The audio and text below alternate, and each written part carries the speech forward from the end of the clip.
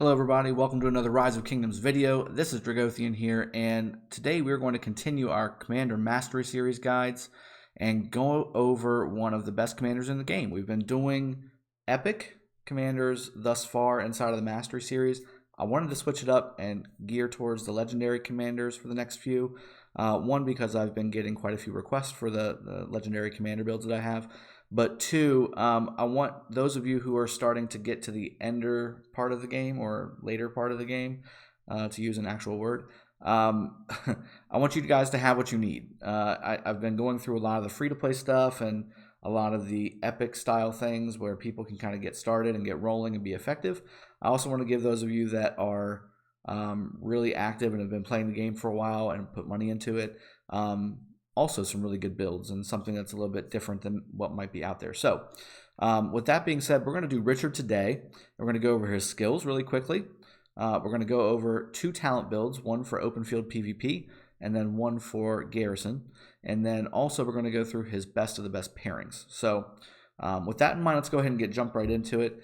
Again, disclaimer. So any legendary commander, or really any commander period, you want to max their first skill. Their first skill is very important. Do not unlock the rest of their skills by going above level 10 until you max their first skill. This is no truer than for Richard. Richard, you have to get his first skill maxed. His first skill maxed equates him to somebody else that's 5522. This skill is that good. So you need to make sure that you are putting 5 points into this skill before you move on. Okay? So with that being said, let's jump into it. It's a fantastic skill, which is why I had that disclaimer. You get a 1400 healing factor whenever you hit it.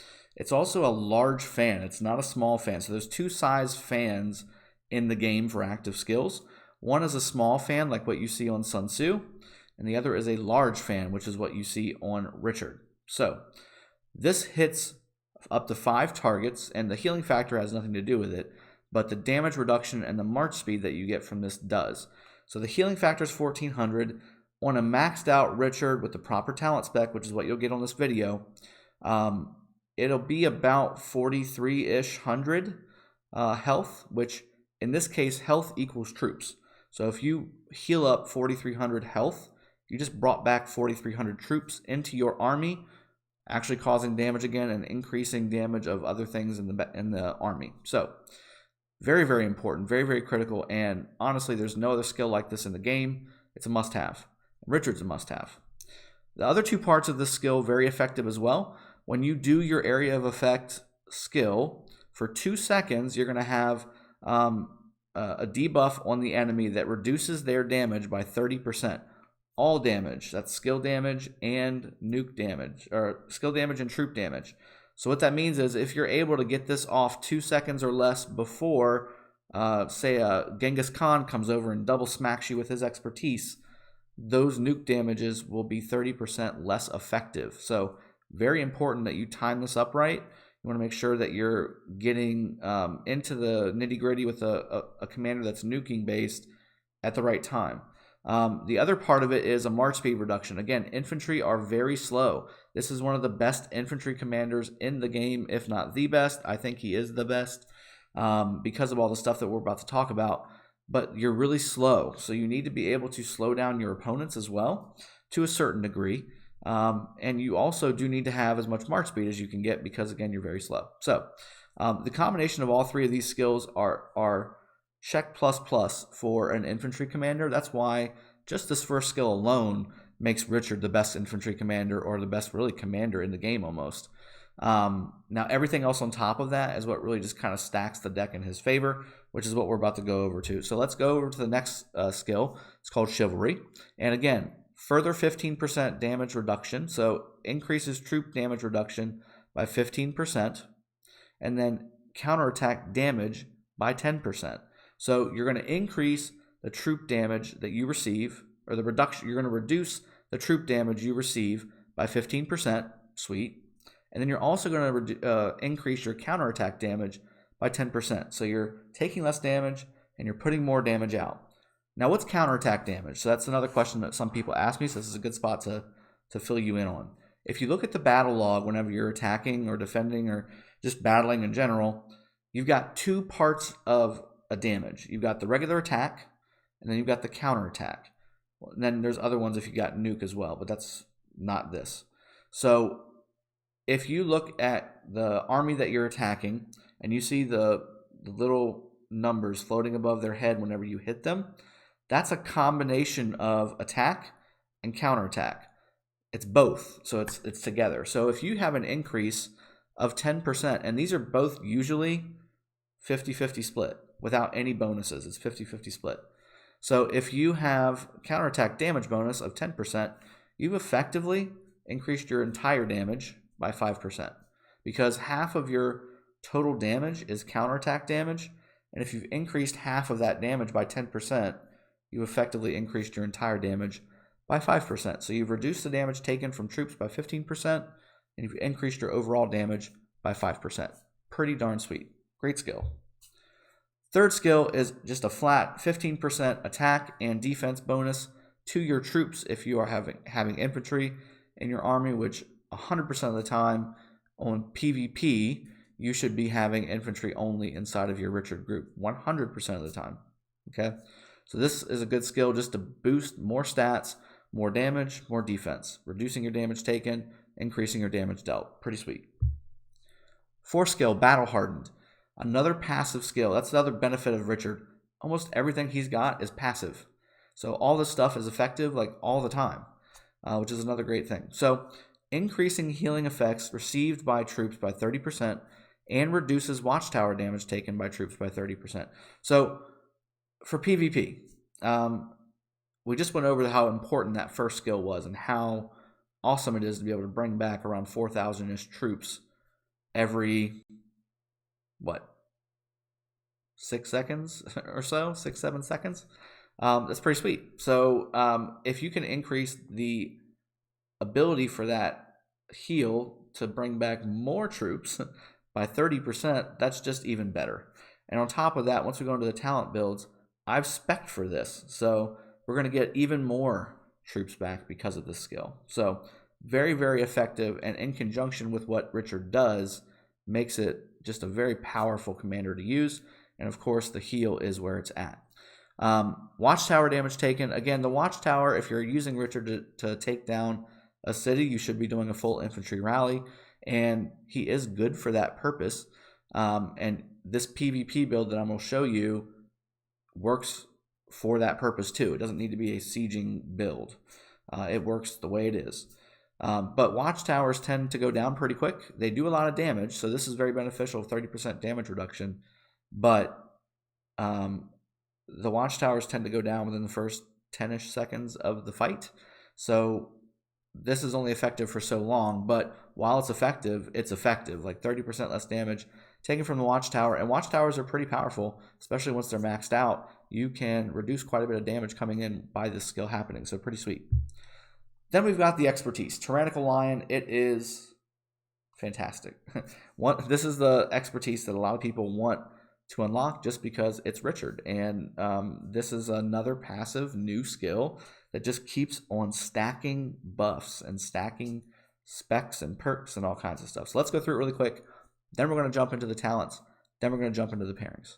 So Tyrannical Lion, reducing another all damage taken by 5%. So we've already got troop damage reduction by 15%.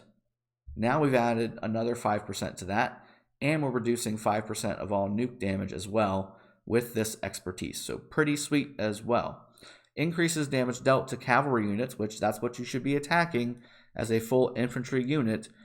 Especially if you see a nicely spec'd YSG out on the battlefield, you do not want to go against that army. You'll probably still win, but it'll be hurtful. You'll be very hurt by the time that battle is done. With Cav, you should be doing significant damage to almost any cavalry group out there, with the exception of maybe a maxed out Genghis Minna, which we'll go into in other guides. But you're going to increase the damage against cavalry units if you've got full infantry, which you should, by 2%. In addition, every 10 seconds, and we just talked about this, decreases target march speed by 50% for 5 seconds. That's huge. Again, as an infantry army, you are slow. You are so slow. And if you're Rome, or if you're Japan, or if you are France, you're even slower because those troops that have specialized units are slower. Because they've got better buffs, they've made them slower.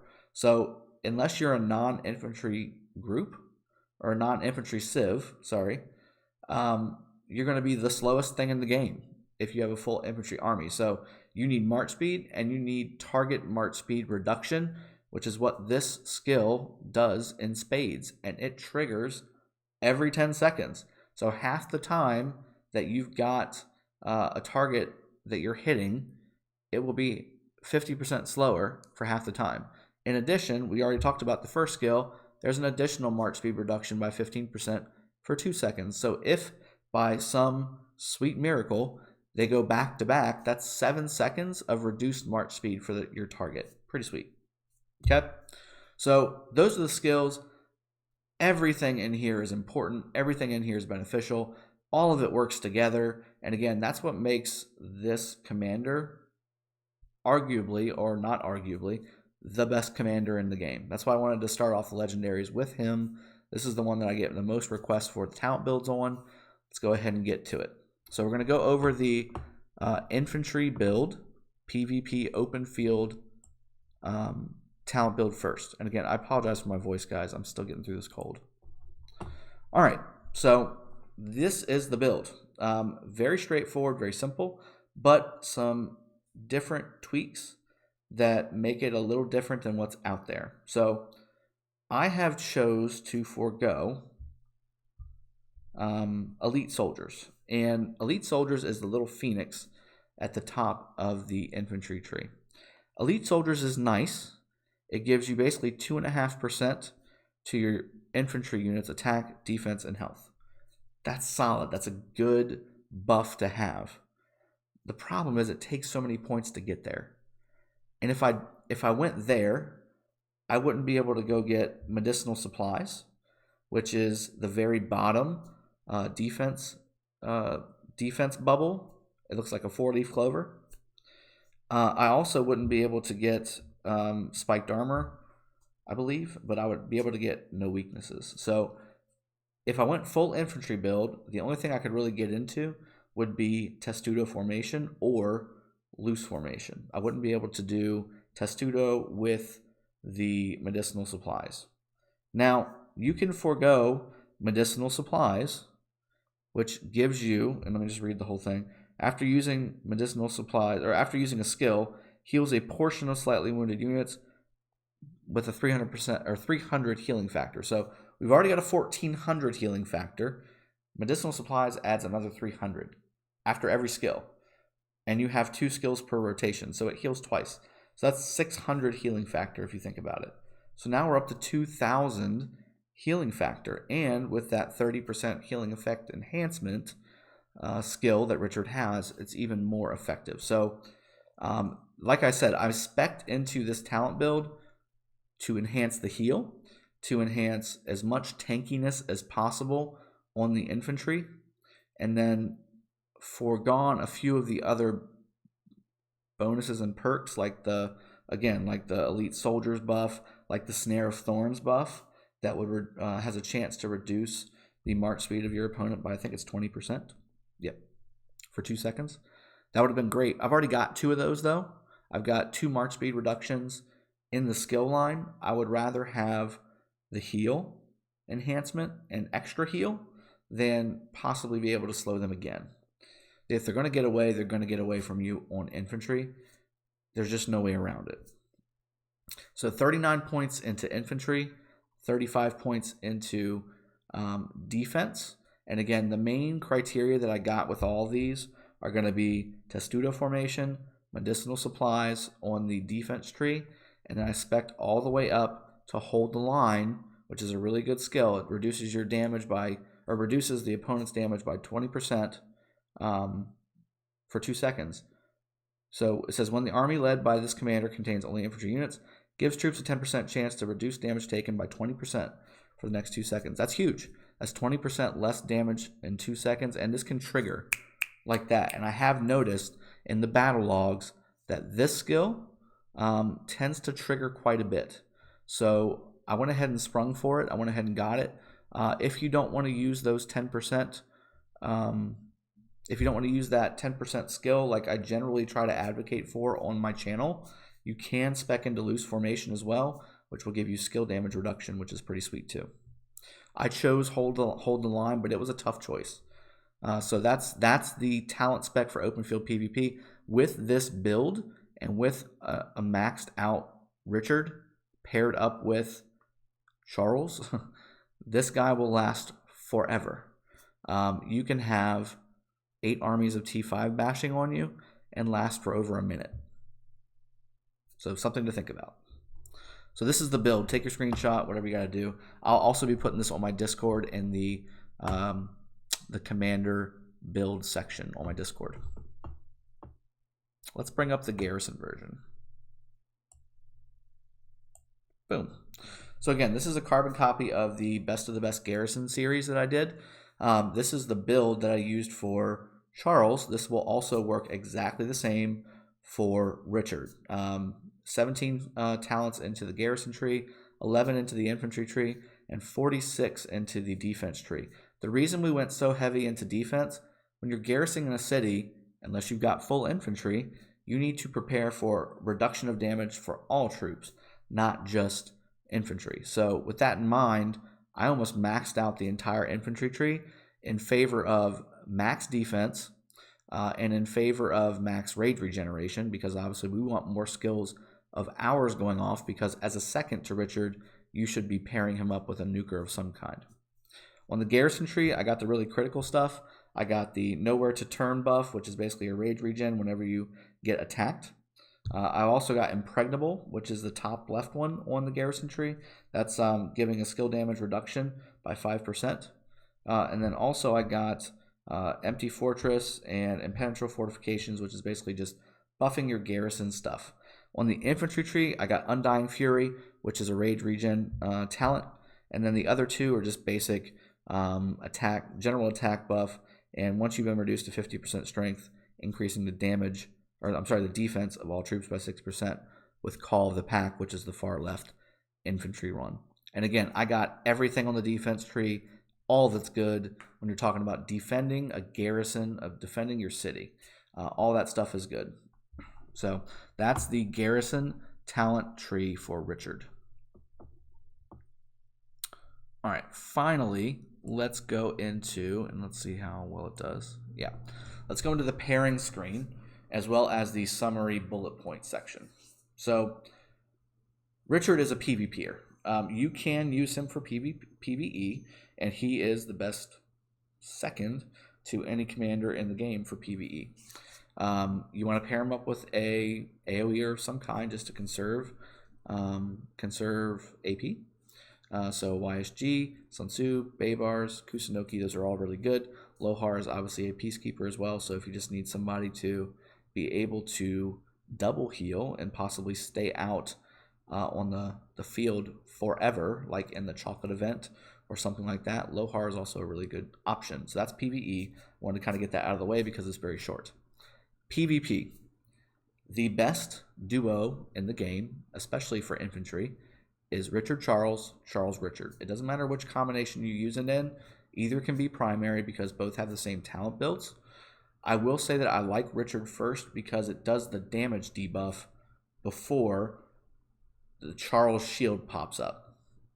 So it's like 1 second if you get it. So it's not a whole lot, but if you're talking about min-maxing this stuff, which Richard, Charles, both maxed, are endgame combinations, because it's going to take a long time for you to actually max out these guys. You are going to have the best infantry commander in the game primary, and then Charles second. So that's the best of the best pairing for infantry. That's from my original best of the best infantry PvP build series, and that's still true today. Nothing has changed. I like Julius Caesar as well. He's got a lot of defense. He's got a lot of stuff that pairs very well with infantry style groups. Definitely want to make him secondary, not primary though. Richard needs to be primary there because you're going to have the infantry build with the defense build, and all that stuff helps Richard in conjunction with Julius, not just Julius. So Julius has a lot of stuff that really works really well together. Sun Tzu is another one because of the defense, the damage reduction, also because of the infantry bonuses that he has on his skill line, and he does some pretty decent nuke damage too. And it's nothing to sneeze at, especially if you're getting swarmed and you can hit 5 targets with Sun Tzu at any given time. It's pretty sweet. Yulji's great for one-on-one battles. Again, you don't tend to one-on-one with your infantry groups. Excuse me. Excuse me. I was inching my throat still. Yulji is another good one. Again, 1 versus 1 is better for Yulji. Sun Tzu is better for group fights. You don't tend to 1 versus 1 with your infantry army because, again, you're either going to be swarmed or you're going to be ignored. That's really the 2 options you have for your infantry army. So Yulji's great, but that's why Yulji's kind of the back of the pack for me when it comes to infantry, because he doesn't quite know what he is. He's nuking, he's infantry, he's attack tree, he's just a little bit of everything and not a master of anything. I like commanders like Richard where he does one thing and he does it super well. So that's why Richard is so good. Yulji is a good pair with him if that's what you have to work with, but I would start working on those top 3 above Yulji if you want to step it up a little bit. Scipio as well is a really good combination as a epic version of the Julius Caesar pairing. I did like Yulji just a smidge more just because of the extra infantry skills that Yulji has that buff the infantry group. That being said, Scipio is really interchangeable there and can also be a really good pairing with Richard. But again, Richard being primary in all of these scenarios, guys. Hannibal Barca, another great pairing with him. He's got a damage debuff and an attack debuff and defense debuff. AoE that he has to use. It's got a little bit of nuke damage to it as well. He's got attack damage bonuses. It just all works out really well. Plus, more troop capacity is always a good thing for infantry. So a Barca group with Richard is actually really solid as well. Debuffing as well as mass counterattack damage is a good combination too. In fact, Hannibal might be a little bit better than your Sun Tzu and down pairings. But most people don't have Barca maxed out because he costs money. So Joan of Arc is the last one I put on here because, again, Joan of Arc is really a nice utility commander. And if you don't have any of those other commanders really maxed out yet, and you've got Richard with your first skill maxed, you can use a Richard Joan of Arc, especially if that first skill is maxed out, and be pretty solid. You got a heal, you've got a nice buff for you and all of your alliance mates, and then the other heal from Richard being the primary skill. That's a good combination, a good synergy. And until you start to get your Martel, Caesar, Sun Tzu, Scipio, Yulji up and running, Joan of Arc is not the worst thing for you to pair up with. Everybody else, again, will work with Richard, but these are the ones that I would recommend really in order for the most part, unless you've got Hannibal Barca maxed, and then in which case I'd probably put him right underneath of Julius Caesar. So just to summarize Richard, best infantry commander in the game, arguably the best commander in the game. Definitely the best healer in the game, not only because of his skill, but also because of the talents that he has with the defense tree, medicinal supplies, the healing effect enhancements. All of it bundles together to be the best healer in the game. That's why he is available to be used with any commander in the game. He just makes every other commander that he's paired with better. So if you pair him up with Belisarius, which you all know is one of my worst commanders that I think is ever out there, I would turn around and tell you this is a great healing, debuffing commanding group because he's that good. We could run around with full infantry, not be able to be taken down very easily, and you could just sit there and debuff targets nonstop for the people that are on your team with Belisarius if you wanted to. I don't think you'd ever want to do that because that's a huge waste for Richard, but you could because Richard is that good. So that 4th spec there makes any other commander better. It works with Belisarius, so it works with everybody. He also has the best of talent availability for infantry armies. He's got infantry, he's got defense, and he's got garrison. Everything that you want when it comes to infantry. Now, I guess the only thing that would have been better is if it was a peacekeeping talent tree, because that first bubble is a march speed bonus on the peacekeeping talent tree. Other than that, it's really, there's no other way to spec him out. I mean, he's the best infantry commander in the game. He's got the best talents available in the game for that, and that's why he is the best, in my opinion, commander, period, in the game. This is why he is the first commander that I maxed out in the game.